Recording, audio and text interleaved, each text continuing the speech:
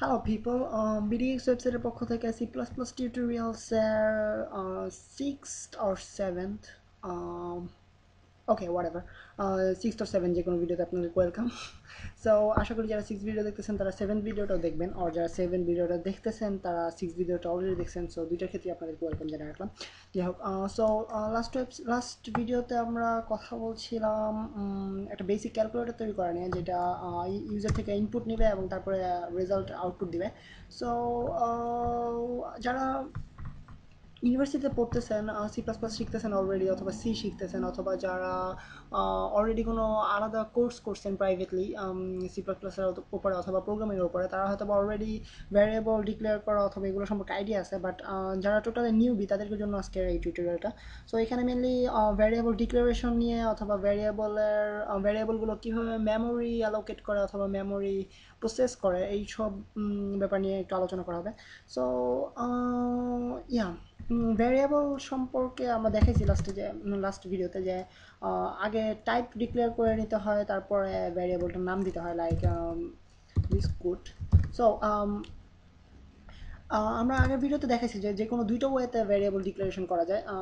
Like প্রথমে ভ্যারিয়েবলটাকে declare করে সরাসরি এটার সাথে একটা ভ্যালু অ্যাসাইন করে দেওয়া, লাইক 10 or any values আপনারা যেটা মনে হচ্ছে দিতে পারবেন, কোনো অসুবিধা নেই। দেন পরবর্তীতে আপনি এটা নিয়ে কাজ করতে পারবেন, লাইক সি আউট।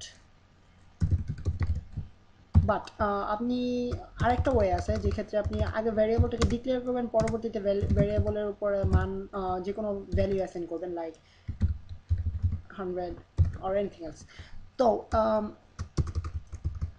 যেহেতু হয়তো বা একটা কোয়েশ্চেন সবার মনে আসতে পারে যে হয়তো আমি প্রথমে একবার লিখলাম, অ্যাসাইন করলাম, প্রথমে ডিক্লারেশনের পরে পরবর্তীতে ভ্যালু অ্যাসাইন করলাম, অ্যান্ড পরে আবার ভুল ক্রমে অথবা ফর এনি রিজন অথবা অ্যাক্সিডেন্টালি হয়তো বা আরেকটা ভ্যালু অ্যাসাইন করে ফেললাম। তো এই ক্ষেত্রে কী হতে পারে, চলো আমরা দেখে নিই কী হয় এক্ষেত্রে। সরি, আউটপুট করতে ভুলে গেছি, C out.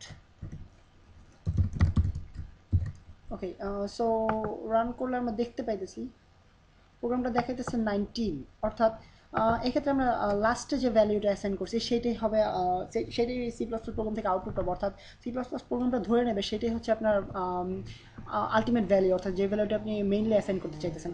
So mainly C plus প্লাসটা কাজটা করে এইভাবে যে প্রথমে একবার ডিক্লারেশন পড়ে এটা জানতে পারে যে একটা ভ্যারিয়েবল ক্রিয়েট করতে হবে যেটার নাম হচ্ছে বিস্কুট, এবং যেটার একটা ভ্যালু অ্যাসাইন করা হবে পরবর্তীতে। সো পরবর্তীতে যখন সি প্লাস প্লাস দেখে যে বিস্কুট সমান সমান 10 দেওয়া আছে, তখন এটা একটা মেমোরি অ্যালোকেটেড প্রসেসের মাধ্যমে ভ্যালুটা অ্যাসাইন করে দেয় বিস্কুট ইকুয়ালস টু 10।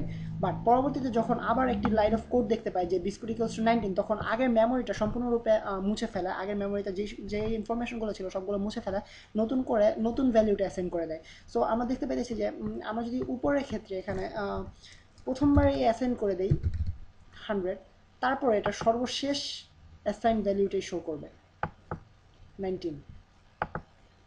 সো এটা মেনলি ডিপেন্ড করে না আপনি কখন অ্যাসাইন করতেছেন, অথবা আপনি কীভাবে অ্যাসাইন করতেছেন, এটা ডিপেন্ড করে আপনি কখন অ্যাসাইন করতেছেন। কারণ সি প্লাস প্লাস আপনার মেইনলি রিকগনাইজ করবে লাস্ট, অর্থাৎ আলটিমেট অ্যাসাইন ভ্যালুটা, যেটা আপনি সবার শেষে অ্যাসাইন করছেন।